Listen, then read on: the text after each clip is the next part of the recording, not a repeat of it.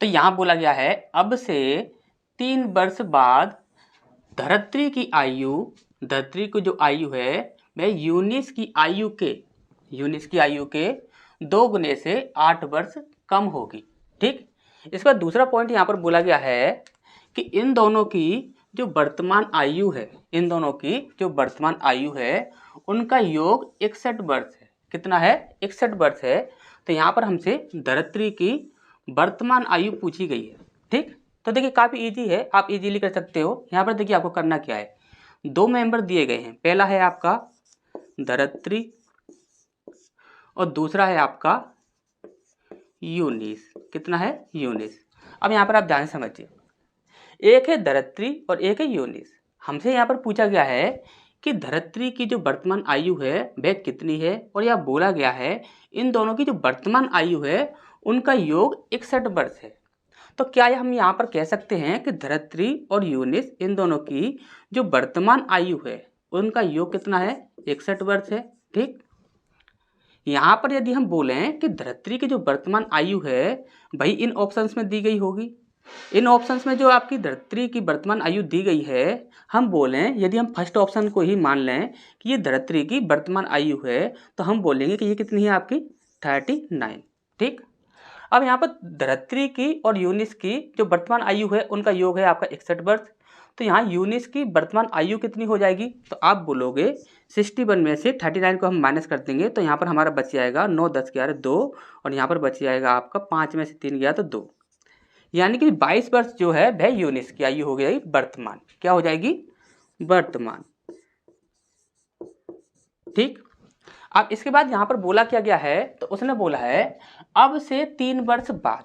हम यदि यहाँ पर 3 वर्ष बाद की बात करें, 3 वर्ष बाद की बात करें, एक है आपका धरित्री और एक है आपका यूनिस। क्या? यूनिस।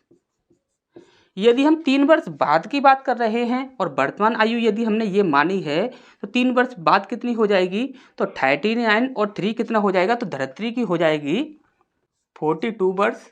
ठीक, और यूनिस की कितनी हो जाएगी? तो 22 और 3 25 वर्ष। ठीक, इतनी सी बात आपको अच्छे से समझ आ गई होगी। अब धरित्री की 3 वर्ष बाद कितनी है? 42, और यूनिस की कितनी है? 25। उसने पूरा सेंटेंस क्या बोला है, अब से 3 वर्ष बाद धरित्री की जो आयु है वह यूनिस की आयु के 2 गुने से 8 वर्ष कम है। यहाँ पर देखिए धरित्री की जो आयु है, यानी कि धरित्री की जो आयु है वह यूनिस की आयु के 2 गुने से 8 कम है। यानी कि हम यहाँ पर 25 का 2 गुना करें और उसमें से हम यदि 8 घटा दें तो हमारी यही आयु निकलनी चाहिए। ठीक, अब यहाँ पर देखिए 25 और 2, 25 गुणा 2 कितना हो जाएगा? 50 हो जाएगा, और 50 में से यदि हम 8 घटाते हैं तो हमारा कितना आता है? 42 आता है।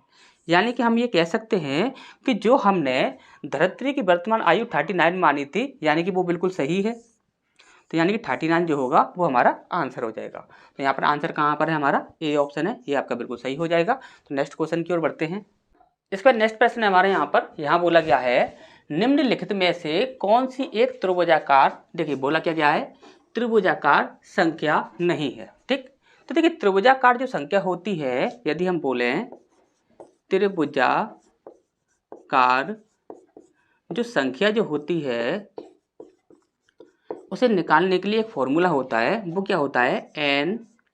n+1/2, ये आपका एक फॉर्मूला होता है। ठीक, अब यहाँ पर देखिए त्रिभुजाकार यदि आपको समझ ना आ रहा हो तो वो चीज़ आप समझ लीजिए। जैसे कि हमने क्या किया कि एक सर्कल बनाया और उसके बाद यहाँ पर 2 सर्कल और बनाए, तो यहाँ पर क्या हुआ कि एक त्रिभुज का निर्माण हो गया। ये पहला, ये दूसरा और ये तीसरा। इसी प्रकार से हमने एक बनाया और उसके बाद यहाँ पर 2 बना दिए, फिर इसके बाद 1 2 और ये 3 बन जाएंगे। अब यहाँ पर हमने एक त्रिभुज बनाया। ठीक, तो यहाँ पर क्या है? ये 1, ये 2, ये 3, ये 4, ये 5 और ये 6। ठीक, तो इस प्रकार से ये त्रिभुज बनते हैं। त्रिभुज के अंदर कितने गोले कितने सर्कल आपके आते हैं, उन सर्कलों से एक त्रिभुज आपका बन जाता है। ठीक, तो वही होता है आपका त्रिभुजाकार संख्या। अब यहाँ पर आप ध्यान से समझिए, त्रिभुजाकार संख्या निकालने के लिए ये जो आपका फॉर्मूला होता है। अब यहाँ पर यदि हम माने, देखिए ध्यान से समझिएगा, यदि हम n का मान यदि हम यहाँ पर 1 मानकर चलें, क्या मानकर चलें? 1 मानकर चलें, तो 1 मानकर यदि हम चलते हैं तो यहाँ पर क्या हो जाएगा? 1, यहाँ पर 1 + 1/2, तो आप यहाँ पर बोल दोगे ये हो जाएगा आपका 1 × 2/2, 2 से 2 कट जाएगा एक बार, तो 1 एकम 1, यानी कितना आ गया? 1। इसके बाद यदि हम 2 मानकर चलें, तो 2 मानकर चलते हैं तो हमारा कितना बन जाता है? यहाँ पर हो जाएगा 2 × यहाँ पर हो जाएगा आपका 3/2, 2 से 2 कट जाएगा, यहाँ पर कितना आ जाएगा आपका? 3 आ जाएगा। ठीक, इसके बाद यदि हम 3 मानकर चलते हैं तो यहाँ पर हो जाता है आपका 3 × 4/2, तो 2 दूनी 4 और 3 दूनी 6, कितना आया आपका? 6 आ गया। इसके बाद यदि हम 4 मानकर चलें तो कितना हो जाता है? 4 × 5/2, तो 2 दूनी 4 और 5 दूनी 10 हो जाता है। यहाँ पर कितने दिया है? 15 तक दिया है, तो यहाँ पर देखते हैं 15 को पार कर लेते हैं, तो यहाँ पर 10 आ गया आपका।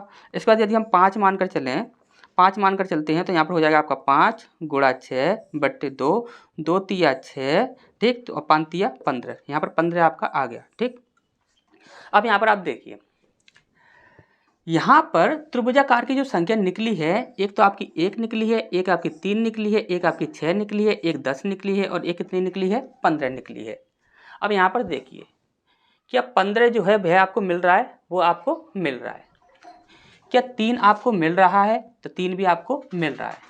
10 आपको मिल रहा है, तो 10 भी आपको मिल रहा है। 5 आपको मिल रहा है, तो यहाँ पर 5 आपको कहीं पर भी देखने को नहीं मिल रहा है। ठीक, तो यहाँ पर सही आंसर हमारा कितना हो जाएगा? 5 हमारा सही आंसर हो जाएगा। ठीक, तो अच्छा समझ आ गया होगा। तो नेक्स्ट क्वेश्चन की ओर बढ़ते हैं। इसका नेक्स्ट प्रश्न है हमारे यहाँ पर, यहाँ बोला गया है, ये देखिए, ये आपकी एक बोर्ड मास की छोटी सी कैलकुलेशन दी गई है। यहाँ पर देखिए, इस प्रश्न को सॉल्व करने के लिए तो हर कोई सॉल्व कर सकता है, लेकिन यदि कुछ बच्चे ऐसे होंगे जिन्हें इसका मतलब नहीं पता होगा, जो कि 5 और 7 के ऊपर ये एक लाइन बनी हुई है। ठीक, तो इसको समझना ही आपको लिए सबसे ज़्यादा जरूरी है। ठीक, यहाँ पर देखिए, जब कभी भी आपको इस प्रकार से दिखेगा जैसे कि 5 और 7 के ऊपर एक लाइन बनी हुई है, तो आपको क्या करना है कि देखिए, यदि लाइन नहीं बनी हुई होती तो हम यहाँ पर क्या करते कि 7 जो है ये आपका प्लस का है और माइनस का यहाँ पर 5 है, तो यहाँ पर आपका कितना आंसर आया था? 2 आ जाता प्लस का। ठीक, ये आपका आंसर आ जाता यहाँ पर। ठीक, यहाँ पर आपका प्लस का 2 हो जाता। ठीक, लेकिन यहाँ पर क्या है कि यहाँ पर ये जो आपकी लाइन बनी हुई है, इसका मतलब क्या होता है कि इसका मतलब ये होता है कि यहाँ पर सबसे पहले हमें इसे सॉल्व करना है और इससे पहले जो भी चिन्ह हो इससे हमें कोई भी मतलब नहीं है। ठीक, अब यहाँ पर आप देखोगे तो ये आपका 7 है और ये आपका 5 है, तो 7 और 5 कितना हो जाएगा? तो ये आपका टोटल हो जाएगा आपका 12। ठीक, कितना हो गया? 12। अब इसके बाद यदि हम यहाँ पर बात करते हैं तो 7 और 5 हो गया आपका 12 और 9 और 6 कितना हो गया? तो 9 और 6 हो गया आपका 15। कितना हो गया? 15, और यहाँ पर आपका माइनस का चिन्ह है। ठीक, अब यहाँ पर हम आगे बढ़ेंगे तो यहाँ पर कितना है आपका? 12 है। ठीक, और इसके बाद प्लस यहाँ पर 15 है, इसके बाद 1/3 और यहाँ पर डिवाइड बाय 56, यहाँ पर इतना दिया हुआ है। ठीक, अब हमें सबसे पहले इसे सॉल्व करना होगा, तो ये कितना आ जाएगा आपका? 15 में से आप 12 माइनस करोगे तो कितना बचेगा आपका? 3 बच जाएगा। ठीक, अब ये 3 आपका किसका हो जाएगा? माइनस का हो जाएगा, क्योंकि बाहर माइनस का चिन्ह है। ठीक, माइनस का हो गया, यहाँ पर आ गया आपका, आ गया 12 + 15। ठीक,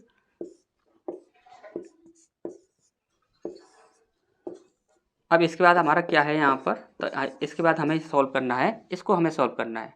इसको जब हम सॉल्व करेंगे तो यहाँ पर बचेगा आपका 9, तो 9 बच जाएगा, क्योंकि माइनस का 3 है तो यहाँ पर 9 बचेगा, और यहाँ पर 15 और 9 कितना हो जाएगा? 24 हो जाएगा, और 24 × 1/3, 3 से इसे काट दोगे, 3 × 8 = 24 होता है, तो यहाँ पर कितना आ जाएगा आपका? 8 आ जाएगा।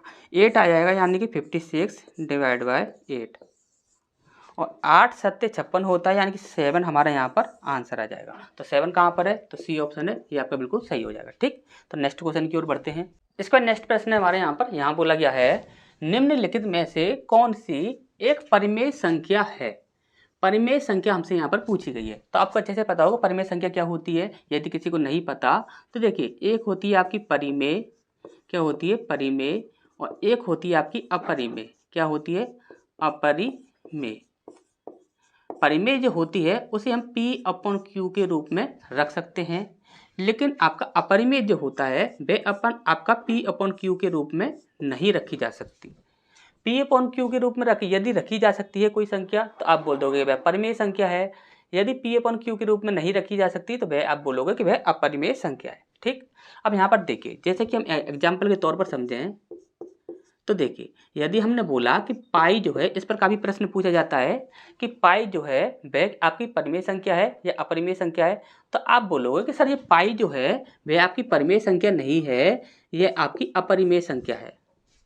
अब यहाँ पर यदि हम बोलें कि 22/7 जो है वह पाई का मान होता है, तो यह एक परिमेय संख्या है या अपरिमेय संख्या है, तब आप बोलोगे सर ये परिमेय संख्या है। ठीक, तो यहाँ पर आपको ये बात याद रखनी है कि पाई जो होता है वह अपरिमेय संख्या होता है, लेकिन पाई का जो मान होता है 22/7 वह आपका परिमेय संख्या होता है। ठीक, इसी प्रकार से यदि हम ब्रैकेट की बात करें, रूट की बात करें, तो देखिए जिस संख्या को आप रूट से बाहर निकाल सकते हो तो वह आपकी परिमेय संख्या हो जाएगी, और जिस संख्या को आप रूट से बाहर नहीं निकाल सकते हो वह आपकी अपरिमेय संख्या हो जाएगी। एग्जाम्पल के तौर पर देखें तो यहाँ पर देखिए जैसे कि हमने बोला कि √4, हमने बोल दिया √4, और √4 को आप क्या लिख सकते हो, आप लिख सकते हो 2 × 2, यानी कि एक पेयर बन रहा है तो यहाँ पर 2 आपका बाहर निकल कर आ जाएगा। जब 2 आपका बाहर निकल कर आ रहा है तो आप क्या बोल सकते हो, इसे 2/1 है, यानी कि 1 से आप इसमें डिवाइड करोगे तो आपका 2 ही आएगा। तो यानी कि यहाँ पर ये दो जो संख्या है ये आपकी एक परिमेय संख्या हो जाएगी। इसी प्रकार से यदि हम बोलें कि यहाँ पर रखा है आपका √3, क्या ये 3 को आप तोड़कर बाहर निकाल सकते हो, नहीं निकाल सकते हो, तो ये क्या हो जाएगी आपकी अपरिमेय संख्या हो जाएगी, यह परिमेय संख्या नहीं होगी। ठीक, अब यहाँ पर इसी प्रकार से देखते हैं तो देखिए फर्स्ट ऑप्शन पर आते हैं, यहाँ पर लिखा है आपका 3√4। देखिए रूट जो होता है, रूट का मतलब होता है कि इसके अंदर जो भी संख्या है वह एक के जोड़े में बाहर निकलेगी, यानी कि हमने बोला कि √4 है तो यहाँ पर 2 × 2 यानी कि एक जोड़ा आपका बन रहा है 2 का यदि एक जोड़ा बनेगा तो आपका बाहर निकलनी चाहिए।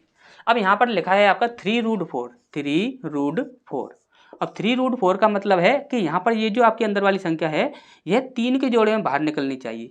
क्या इसके 3 जोड़े बन रहे हैं, आप देखोगे 3√4 है ये, तो यहाँ पर आप क्या कर सकते हो 2 × 2, यानी कि ये 2 का जोड़ा बन रहा है, ये 3 का नहीं बन रहा है, तो ये आपकी क्या होगी, परिमेय संख्या नहीं होगी, ये आपकी अपरिमेय संख्या हो जाएगी। ठीक, इसी प्रकार से हम यहाँ पर बोल रहे हैं कि ये 3√2 है, तो यहाँ पर 2 को 3 के पेयर में आप बाहर निकाल सकते हो, नहीं निकाल सकते हो, तो ये भी क्या हो जाएगी आपकी अपरिमेय संख्या हो जाएगी। ठीक, अब यहाँ पर हम देखें, यहाँ पर लिखा हुआ है आपका 3√8। ठीक, अब इसे 3 के रूप में आप बाहर निकाल सकते हो, तो देखिए 3 यहाँ पर 3 हटा देंगे तो यहाँ पर देखिए रूट के अंदर हम बोल रहे हैं 2 × 2 × 2, 2 दूनी 4 और 4 दूनी 8, यानी कि 3 का जोड़ा बन रहा है, हाँ बन रहा है, तो यानी कि यहाँ पर हमारा 2 बाहर निकल कर आ जाएगा, और यहाँ पर हम कह सकते हैं 2/1 है, यानी कि ये एक परिमेय संख्या हो जाएगी। तो परिमेय संख्या क्या हो जाएगी 3√8। ठीक, अब यदि हम इसे चेक करें तो यहाँ पर देखिए 3√12 लिखा हुआ है, और 12 को हम कैसे तोड़ सकते हैं, तो 12 को तोड़ सकते हैं हम बोल देंगे यहाँ पर 3 दूनी 6 और 6 दूनी 12, यानी कि यहाँ पर 3 के पेयर में कोई भी एक संख्या बाहर निकल कर नहीं आ रही है। यहाँ पर ये आपका 2 का पेयर बन रहा है, लेकिन यहाँ पर तो आपका 3 लिखा हुआ है, और यहाँ पर क्या है आपका 3, तो यहाँ पर ये भी आपके क्या हो जाएगी, अपरिमेय संख्या हो जाएगी। ठीक, तो अच्छे से समझ आ गया होगा। नेक्स्ट क्वेश्चन की ओर बढ़ते हैं। इसका नेक्स्ट प्रश्न हमारे यहाँ बोला गया है, किसी थैले में लाल और नीले रंग की गेंदों की संख्याओं का अनुपात जो है वह स्थिर है। क्या है, स्थिर है। जब उसमें 44 लाल गेंदें थीं, जब 44 लाल गेंदें थीं तो उसमें नीली गेंदों की संख्या कितनी थी, 36 थी। ठीक, अब उसके बाद बोला गया है कि यदि नीली गेंदों की संख्या 54 हो तो थैले में लाल गेंदों की संख्या जो है वह कितनी है, ये हमें यहाँ पर बताना है। ठीक, अब यहाँ पर आप ध्यान से समझिएगा। सबसे पहली चीज़ तो आपको ये पता होना चाहिए कि स्थिर का मतलब क्या है, यानी कि स्थिरांक। देखिए ये स्थिर जो है भाई आपका क्या है, स्थिरांक है। स्थिरांक का मतलब होता है कांस्टेंट वैल्यू। कांस्टेंट वैल्यू यदि यहाँ पर हम बात करें, जैसे कि यहाँ पर बोला गया है एक लाल है और नीली है, यानी कि एक रेड है और एक आपकी ब्लू है। क्या है, एक रेड है और एक ब्लू है। इनका जो आपका रेशियो है वो क्या है, एक कांस्टेंट वैल्यू है। वह कुछ भी हो सकती है, वह एक क्या है, कांस्टेंट वैल्यू है। जैसे कि हमने बोला कि यहाँ पर मैंगो है, आम है, और यहाँ पर अमरूद है यानी गुआवा है। ठीक, अब यहाँ पर आपका मैंगो जो है, मान लिया हमने वो कितना है आपका 50 kg है, और गुआवा जो है वह 40 kg है, तो वह 50 kg और 40 kg ही रहेंगे। वो चेंज नहीं होंगे। आप उन्हें कम बढ़ती कर सकते हो, लेकिन उसकी जो कांस्टेंट वैल्यू है वो यही है। यानी कि एक थैले में 50 केजी यहाँ पर मैंगो हैं और 50 केजी यहाँ पर गुआवा हैं यानी अमरूद हैं, तो वह आपका 50 और 40 केजी ही रहेंगे। आप उन्हें कम बढ़ती कर सकते हो, लेकिन उसका जो स्थिरांक है वो आपका यही है, ठीक। और वो कुछ भी हो सकता है। यानी कि रेड और ब्लू का इनका जो रेशियो है वो क्या है, एक कांस्टेंट वैल्यू है। और हम ये कुछ भी हो सकती है, ये हम यहाँ पर तय नहीं कर सकते। लेकिन यहाँ पर हम क्या तय कर सकते हैं, तो हम यहाँ पर ये तय कर सकते हैं कि रेड और ब्लू इनका जो रेशियो यदि यहाँ पर कांस्टेंट वैल्यू दिया गया है, इसका मतलब क्या है कि यहाँ पर रेड अपॉन बी, red 1 upon B1 is equal to red 2 upon B2 है। क्या है, B2 है। Red 1 upon blue 1 is equal to red 2 upon blue 2 है, ठीक। जब कभी भी आपको स्थिरांक की बात की जाए या स्थिर की बात की जाए तो आपको इस फॉर्मूले का प्रयोग करना है, ठीक।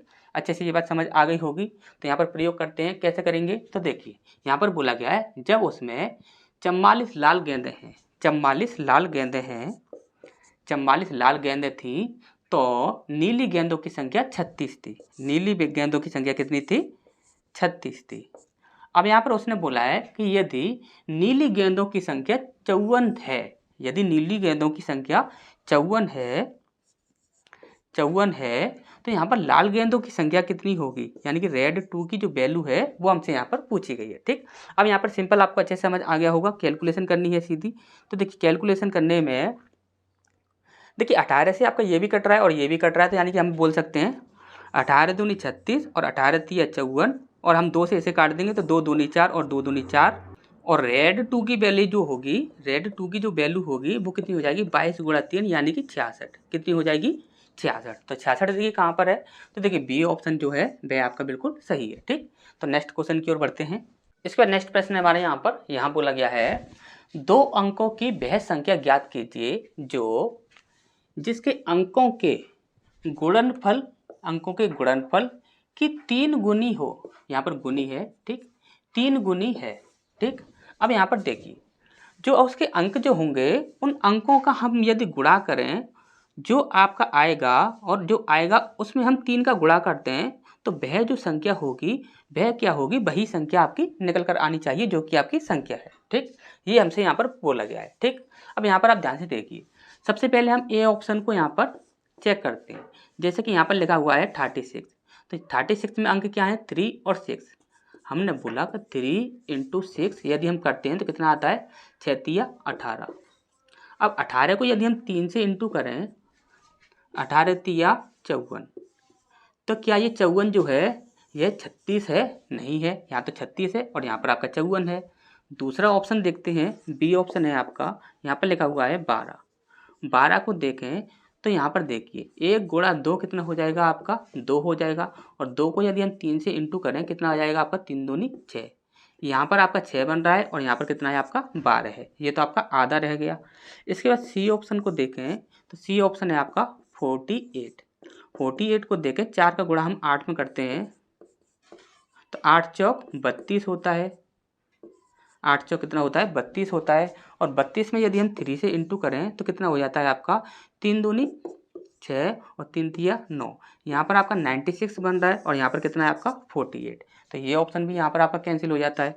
इसके बाद डी ऑप्शन बचता है जो कि है आपका 24। 24 को देखते हैं तो यहाँ पर 2 × 4 करते हैं तो 4 दूनी 8 हो जाएगा। अब 8 का गुणा हम 3 से करें, 8 तिया 24, कितना बन रहा है 24। अब यहाँ पर देखिए यहाँ पर कितना है आपका 24 और यहाँ पर देखिए यहाँ पर कितना है 24, यानी कि दोनों सेम संख्या हैं, तो आप बोलोगे कि ये दोनों सेम संख्या हैं।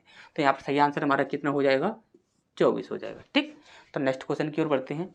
इसका नेक्स्ट प्रश्न है हमारे यहाँ बोला गया है यदि a + b + c = 0 है तो AQ + BQ + CQ का होल स्क्वायर क्या होगा, ठीक। तो आपको पता होगा, देखिए यदि हम यहाँ पर बात करें कि यहाँ पर यदि बोला जाए कि a + b + c = 0 है, यदि आपको ऐसा बोला जाता है तो आप वहाँ पर बोलोगे कि यहाँ पर AQ + BQ + CQ बराबर आपका 3ABC होता है, क्या होता है 3ABC होता है। ठीक, ये चीज़ आपको अच्छे से पता होगी। ठीक, अब यहाँ पर आप ध्यान से समझिए, यदि यहाँ पर बोला गया है कि 3A³ + B³ + C³ बराबर 3AB होता है और यहाँ पर हमसे पूछा गया है स्क्वायर, यानी कि A³ + B³ + C³ का होल स्क्वायर क्या होगा, तो आप बोलोगे कि यहाँ पर क्या है आपका 3ABC, तो इसका भी हम क्या करेंगे स्क्वायर कर देंगे। तो 3ABC का आप स्क्वायर करोगे तो कितना हो जाएगा, 3 का कितना हो जाएगा 9 हो जाएगा, 9A² B² C²। तो यहाँ पर देखिए 9A² B² C², तो बी ऑप्शन हमारा सही हो जाएगा। ठीक, तो नेक्स्ट क्वेश्चन की ओर बढ़ते हैं। इसका नेक्स्ट प्रश्न हमारे यहाँ बोला गया है एक ट्रेन 66 किलोमीटर प्रति आवर की चाल से 300 मीटर लंबे प्लेटफॉर्म को 24 सेकंड में पार करती है, तो ट्रेन की लंबाई कितनी होगी, ये हमसे यहाँ पर पूछा गया है। ठीक, अब ध्यान से समझिए, यदि हम यहाँ पर कुल दूरी की बात करें, क्योंकि हमें उसकी आवश्यकता पड़ेगी, तो कुल दूरी की यदि हम बात करें तो कुल दूरी क्या हो जाएगी, एक हो जाएगी आपकी प्लेटफॉर्म की दूरी, प्लेटफॉर्म, और एक हो जाएगी आपकी ट्रेन। कुल दूरी की यदि हम बात करें तो प्लेटफॉर्म की लंबाई और ट्रेन की लंबाई जो होगी वह आपकी कुल दूरी होगी। अब प्लेटफॉर्म की लंबाई कितनी है आपकी 300 मीटर है, कितनी है 300 मीटर, तो यहाँ पर ट्रेन की लंबाई हम मान लेते हैं कि x मीटर है, तो यहाँ पर ये कुल जो दूरी मिली हमें वो कितनी मिली हमें 300 + x मीटर। ठीक, अच्छा समझ आ गया होगा इतना।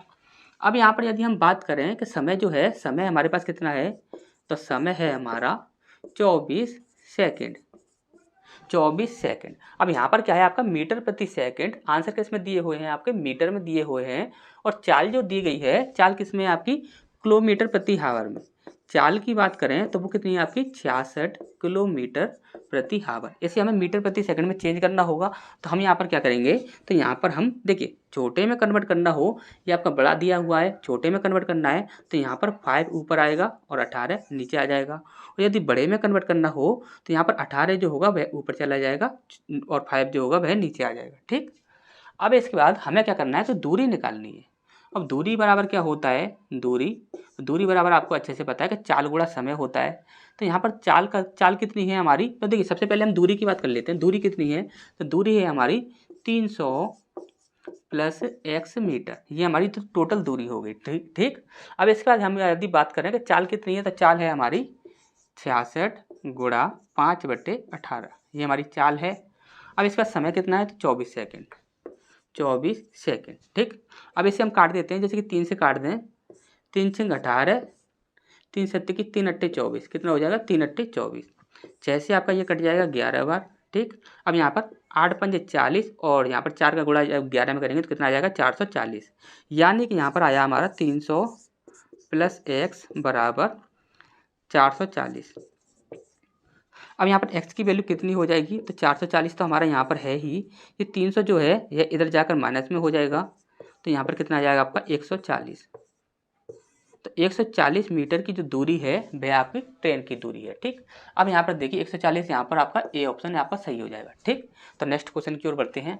इसका नेक्स्ट प्रश्न हमारे यहाँ बोला गया है, उस त्रिभुज का क्षेत्रफल क्या है जिसके शीर्ष निर्देशांक 1,2 -4, -3, 4,1 दिए गए। जैसे कि यहाँ पर ये इस प्रकार से दिया गया है, जैसे कि यहाँ पर ये हमारा एक त्रिभुज है और इसके जो शीर्ष निर्देशांक हैं, जैसे कि इसके दिए गए हैं 1,2, इसके दिए गए हैं आपका -4, -3, और इसके दिए गए हैं 4,1। अब इसका हमें यहाँ पर क्षेत्रफल निकालना है। ठीक, तो देखिए क्षेत्रफल निकालने के लिए आपका एक फॉर्मूला भी होता है और उसमें काफ़ी टाइम भी लगता है कैलकुलेशन वगैरह करने में, और वो फॉर्मूला आपको याद भी करना पड़ता है। तो इसके लिए आपकी एक शॉर्ट ट्रिक होती है, जैसे कि निर्देशांक दिए गए हैं 1,2, दूसरा दिया गया है -4, -3, इसके बाद दिया गया है आपका 4,1। ठीक, अब आपको क्या करना है कि इनमें से किसी को भी आपको क्या करना है 0 0 बना लेना है। ठीक, तो 0 0 बनाने के लिए जैसे कि हम यहाँ पर बोले हैं कि यहाँ पर कितना है आपका -4 है, यहाँ पर हम +4 ऐड कर देंगे तो ये आपका 0 बन जाएगा। ठीक, इसी प्रकार से ये आपका -3 है तो इसमें हम +3 ऐड कर देंगे तो यहाँ पर ये भी आपका 0 बन जाएगा। अब जितना इसमें ऐड किया गया है या फिर माइनस किया गया है वो आपको और दोनों के साथ भी ऐसा ही करना है। ठीक, जैसे कि हम यहाँ पर देखें तो यहाँ पर देखिए पहले में आपका 4 ऐड किया गया है तो यहाँ पर हम 4 ऐड कर देंगे तो ये कितना हो जाएगा आपका 8 हो जाएगा। दूसरे में हमने 3 ऐड किया है तो यहाँ पर दूसरे में हम 3 ऐड कर देंगे तो ये कितना हो जाएगा 3 और 1 4। ठीक, इसके बाद यहाँ पर पहले में 4 ऐड किया गया तो यहाँ पर हम 4 ऐड कर देंगे तो ये हो जाएगा आपका 5। और दूसरे में यहाँ पर हमने क्या किया गया है 3 ऐड किया है तो यहाँ पर कितना हो जाएगा, यहाँ पर हम 3 ऐड कर देंगे तो ये भी कितना हो जाएगा 5 हो जाएगा। अब यहाँ पर 5 और 5 और यहाँ पर कितना है आपका 8 और 4। 8 का गुणा 5 में करना है, 8 पंजे 40। 5 का गुणा 4 में करना है, 5 चौक 20। इन दोनों का आप अंतर निकालिए यानी कि 40 माइनस 20/2 कर दीजिए। 40 और 20 या आपस में माइनस करोगे तो कितना आ गया 20। तो 20/2 करोगे तो कितना आ जाएगा 10 वर्ग इकाई। कितना आ जाएगा 10 वर्ग इकाई। तो यहाँ पर देखिए सी ऑप्शन आपका सही हो जाएगा।